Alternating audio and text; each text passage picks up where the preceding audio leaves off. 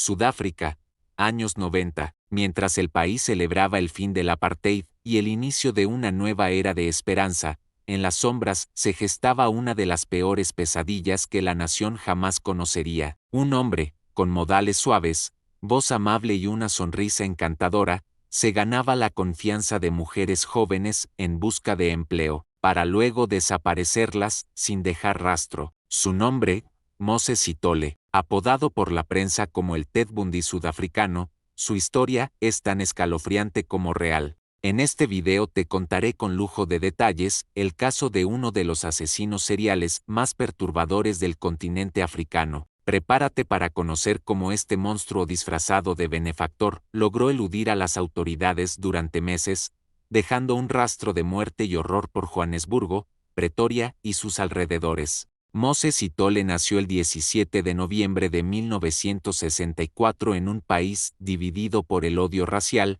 Sudáfrica, en pleno auge del apartheid. Creció en Vosloorus, un municipio obrero al este de Johannesburgo, donde la pobreza no era una condición momentánea, sino una condena hereditaria. Su familia, de origen humilde, luchaba a diario por sobrevivir en un sistema diseñado para aplastar a los suyos. Moses era el cuarto de 5 hijos. Su niñez fue corta y amarga. A los 5 años, su mundo cambió drásticamente cuando su padre murió. La figura masculina que lo protegía desapareció de golpe, y la madre, agobiada por la miseria, tomó una decisión que marcaría para siempre la vida de sus hijos, abandonarlos en un orfanato estatal. Para Moses, este acto no fue un simple traslado, fue una traición. Él no podía entender por qué su madre lo había dejado allí. Ese sentimiento de abandono germinó en su interior como una semilla de rencor profundo. El orfanato, lejos de ser un lugar de acogida, era un entorno hostil, gobernado por personal abusivo. Los niños eran tratados como basura, mal alimentados, golpeados por castigos mínimos, y despojados de todo afecto. Moses, un niño delgado, callado y solitario, se convirtió en el blanco fácil de otros chicos mayores y de los cuidadores. Sufrió abusos físicos y emocionales de manera constante. Aquel entorno no solo lo despojó de la infancia, también le arrancó cualquier noción de empatía. En entrevistas posteriores, Sithole reconocería que fue allí donde aprendió a desconfiar de todos y a odiar la debilidad. Ese odio no era algo abstracto, era dirigido, principalmente, hacia las mujeres. En su mente distorsionada, culpaba a su madre de su sufrimiento. Ella me dejó, ella me destruyó, diría años después. Al cumplir 12 años, Moses escapó del orfanato. No tenía a dónde ir. Vagó por las calles de Johannesburgo, robando comida, durmiendo en callejones y sobreviviendo como podía. Fue arrestado por primera vez por pequeños hurtos y liberado por su edad. Sin embargo, esa experiencia temprana con el sistema carcelario le dejó una sensación de poder. El castigo no lo asustaba, lo endurecía. Durante su adolescencia, Moses buscó trabajos ocasionales como obrero, limpiador y vendedor ambulante. Pero detrás de esa apariencia de joven trabajador, se gestaba algo mucho más oscuro. Ya desde los 17 años, varias compañeras de trabajo lo señalaban como un joven perturbador, con una mirada fría y un comportamiento manipulador. Algunas mujeres decían que hacía comentarios extraños sobre el control, la sumisión y la venganza. Nadie imaginaba que estaban viendo al futuro asesino en su fase larval. En el contexto histórico de Sudáfrica, donde los crímenes contra mujeres negras rara vez recibían atención, Moses creció sabiendo que podía pasar desapercibido. Aprendió a leer a las personas, a imitar emociones y a decir lo que los demás querían escuchar. No era solo un joven con un pasado trágico, era un depredador en formación. A principios de los años 80, Moses Sithole parecía haberse encarrilado. Comenzó a participar en programas comunitarios, mostraba modales correctos y hasta hablaba sobre abrir un centro de formación laboral para jóvenes. Pero todo era una fachada. Bajo esa máscara de amabilidad se escondía un odio incontrolable, una necesidad de vengarse del mundo, de las mujeres, y de su madre ausente. Este primer capítulo de su vida, teñido de abandono, miseria y trauma, no es excusa para lo que vendría después. pero si ayuda a entender cómo un niño frágil y herido se convirtió en uno de los asesinos más crueles de Sudáfrica. La sociedad lo abandonó, sí, pero Moses Sithole eligió convertirse en un monstruo. A principios de los años 80, Moses Sithole intentaba proyectar la imagen de un hombre reformado. Tenía poco más de 20 años, vestía decentemente, hablaba con respeto, y decía estar interesado en mejorar su vida, pero detrás de su apariencia tranquila, algo inquietante hervía. En 1987, Sithole fue arrestado por un crimen que sacó a la luz su verdadera naturaleza, la violación de una joven mujer en Johannesburgo. Pero no era un caso aislado. En silencio, había agredido sexualmente a varias mujeres antes de que una de ellas finalmente tuviera el valor y la suerte de sobrevivir, identificarlo y denunciarlo. El juicio fue breve, aunque solo se le imputó un caso formalmente, la víctima sobreviviente testificó con firmeza, se sospechaba que era responsable de al menos 3 violaciones. Fue condenado a 6 años de prisión. La noticia apenas fue cubierta por la prensa. Para el sistema judicial sudafricano de entonces, un hombre negro violando a mujeres negras no generaba ni escándalo ni urgencia. Era, tristemente, una realidad demasiado común como para causar alarma. Pero lo que sucedió durante esos años en prisión es clave para entender su evolución como asesino. Moses Sithole no se quebró, no reflexionó, no se reformó, se endureció. En entrevistas posteriores,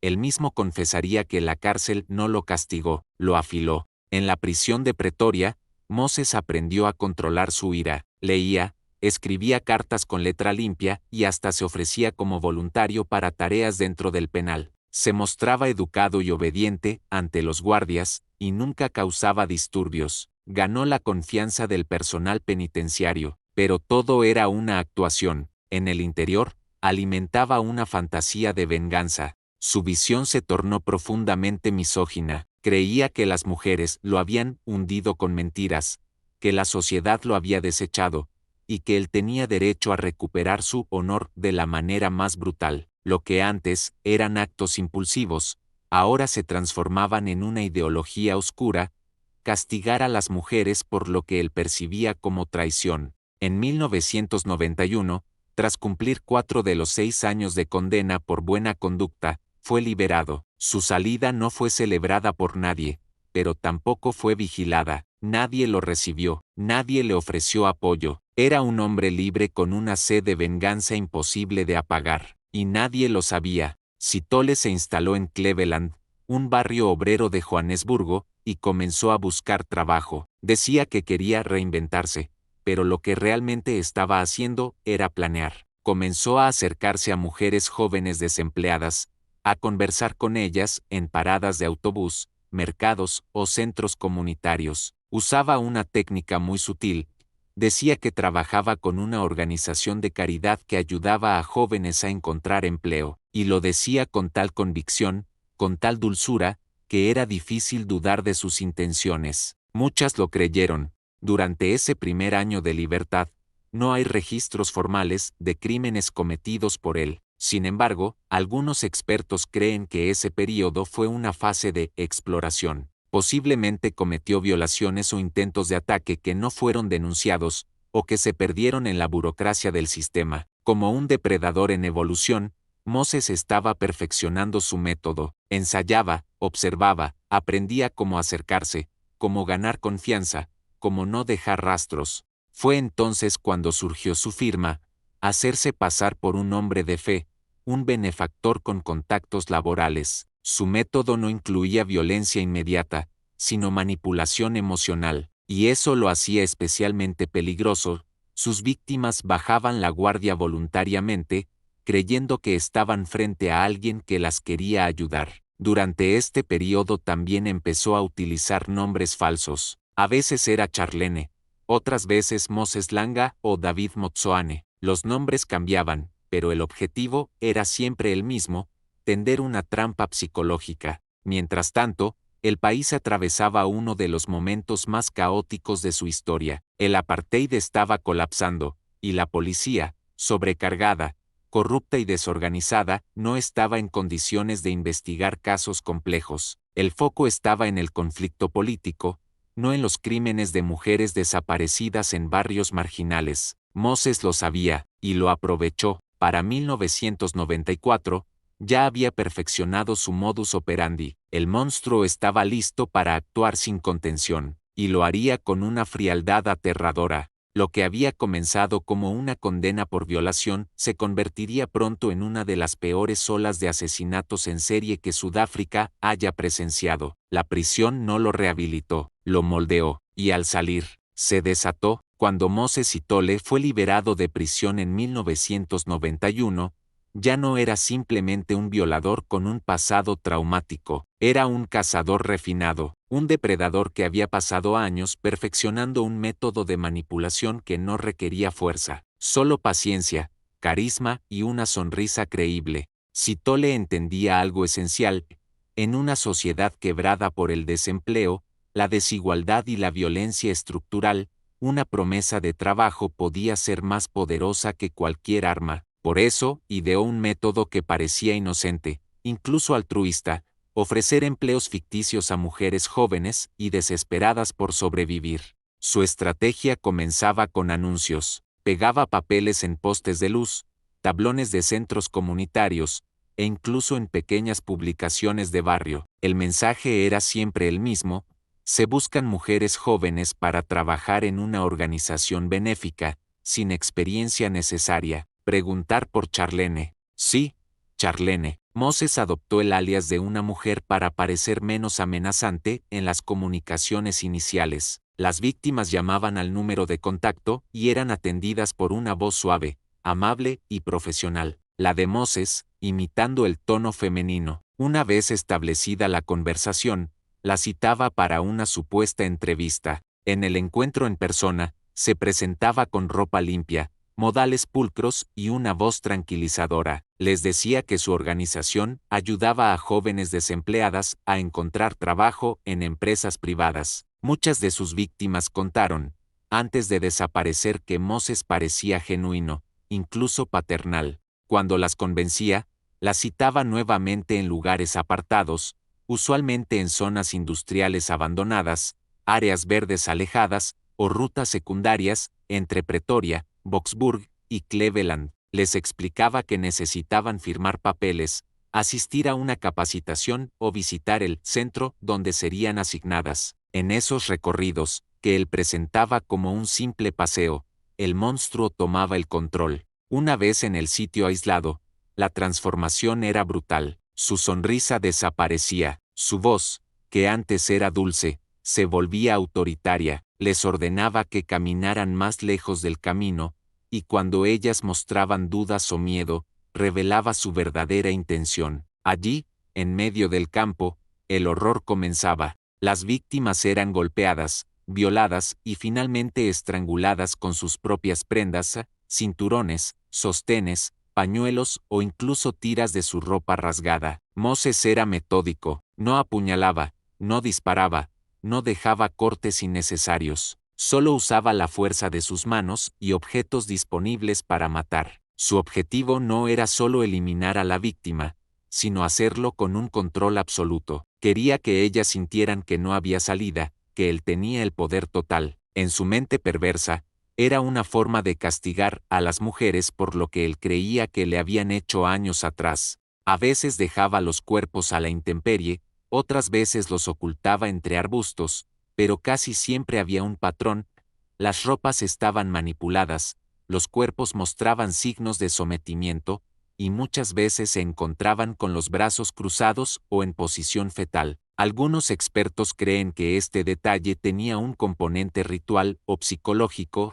Sithole quería borrar la individualidad de sus víctimas, convertirlas en objetos, en trofeos. Una de las características más perturbadoras de su modus operandi era su capacidad para manipular no solo a las víctimas, sino también a sus familias. En algunos casos, después de asesinar a una mujer, llamaba a la madre o hermana usando el teléfono de la víctima. Les decía con voz serena que ella había encontrado un buen trabajo y se había ido a vivir lejos, para que no sospecharan nada durante semanas. Ese nivel de cálculo lo diferenciaba de otros asesinos seriales. No actuaba por impulso ni dejaba evidencia emocional. Era frío, racional y, lo más inquietante, disfrutaba del proceso. Entre 1994 y 1995, el patrón se repitió una y otra vez. Al menos una mujer desaparecía cada semana. Jóvenes de entre 18 y 35 años,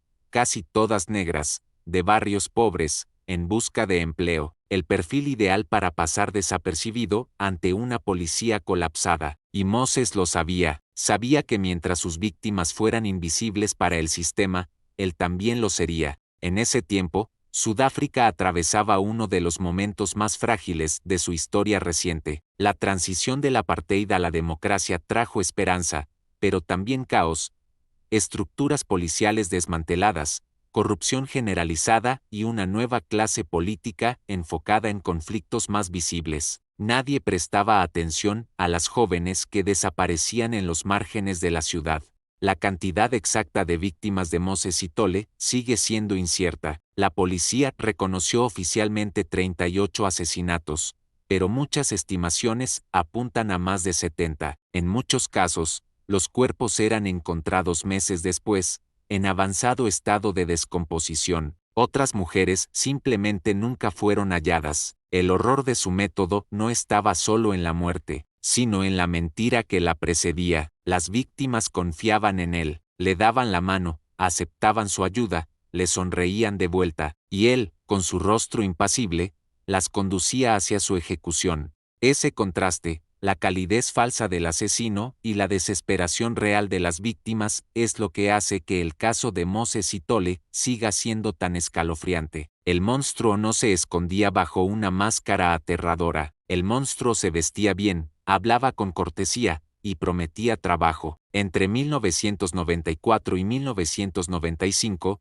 más de 30 mujeres desaparecieron bajo circunstancias similares. La policía, inicialmente, no conectó los casos. La falta de recursos, el caos post-apartheid y el desprecio institucional hacia las víctimas negras ralentizaron las investigaciones. Sin embargo, cuando los cuerpos empezaron a aparecer, muchos de ellos con meses de descomposición, las autoridades no pudieron ignorarlo. El miedo se apoderó de las calles. Las mujeres dejaron de asistir a entrevistas laborales si eran solas. Las comunidades comenzaron a organizar patrullas. La prensa, por su parte, bautizó al asesino como el Strangler de Gauteng. La presión pública aumentaba. La policía formó un equipo especial, pero el asesino seguía escapando. Fue la propia hermana de Moses quien comenzó a sospechar. En varias ocasiones, escuchó conversaciones telefónicas extrañas, y lo vio regresar a casa con ropa sucia o rasgada. En paralelo,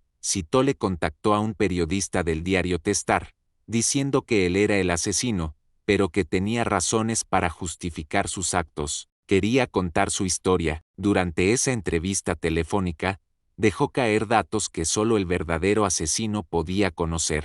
Dijo nombres, lugares, y hasta describió detalles de las escenas del crimen. Gracias a esa pista, las autoridades finalmente pudieron rastrear su paradero. El cerco se cerraba. El 18 de octubre de 1995, Moses Sithole fue capturado por la policía en Boksburg. Cuando intentaron detenerlo, atacó con un hacha a uno de los agentes, por lo que recibió 2 disparos y fue trasladado a un hospital antes de ser interrogado. Durante su confesión, detalló los crímenes con frialdad. Dijo que había asesinado a 38 mujeres, aunque las autoridades creen que podrían ser más de 70. Sus palabras helaban la sangre, no podía parar. Algo dentro de mí me obligaba a seguir. Se descubrió que llevaba un diario con nombres, fechas y hasta reflexiones personales sobre cada asesinato, una especie de trofeo macabro. En 1997, Moses Sithole fue juzgado por 38 asesinatos, 40 violaciones y 6 robos. El juicio duró meses. Las familias de las víctimas lloraban al escuchar los detalles. El país entero seguía cada paso del proceso. Finalmente, el juez dictó una sentencia que haría historia: 2.410 años de prisión sin posibilidad de libertad condicional hasta cumplir al menos 930. Fue la condena más larga en la historia legal sudafricana. Sithole fue enviado a la prisión de máxima seguridad de Semax, en Pretoria, donde permanece hasta el día de hoy. Aunque el monstruo fue capturado, las heridas que dejó en la sociedad sudafricana siguen abiertas. Las familias de las víctimas aún reclaman justicia simbólica. Muchas mujeres aún sienten miedo de caminar solas o responder a entrevistas de trabajo. Este caso expuso las falencias del sistema judicial, la falta de protección para las mujeres y cómo un solo hombre pudo manipular al país entero con una simple sonrisa y una voz suave. Moses Sithole no tenía cuernos ni colmillos, era encantador, educado, y hasta inspiraba confianza, y quizá ahí radicaba el verdadero peligro. Su historia nos recuerda que los monstruos no siempre se esconden bajo la cama, a veces se visten bien, sonríen y te ofrecen un empleo. Hoy, su nombre está escrito en la lista de los asesinos más despiadados del continente, y aunque la justicia lo haya encerrado, el eco de sus crímenes aún resuena en los barrios humildes de Sudáfrica. Y así termina la historia de Moses Sithole, un hombre que caminaba entre la gente como cualquiera de nosotros. No gritaba, no perseguía, no usaba máscaras, solo una sonrisa y palabras amables. Pero detrás de esa fachada, escondía el alma de un monstruo. Su historia no solo es un caso criminal, es un espejo oscuro que nos obliga a cuestionar cuánto podemos confiar. ¿Y a quién? Porque a veces, el mayor peligro no está en la oscuridad, sino en quien te promete luz. Si esta historia te impactó, no olvides dejar tu like, suscribirte y compartir el video. Cada semana traemos casos reales que merecen ser contados. Nos vemos en la próxima historia, y recuerda, la realidad, muchas veces, supera al horror más inimaginable.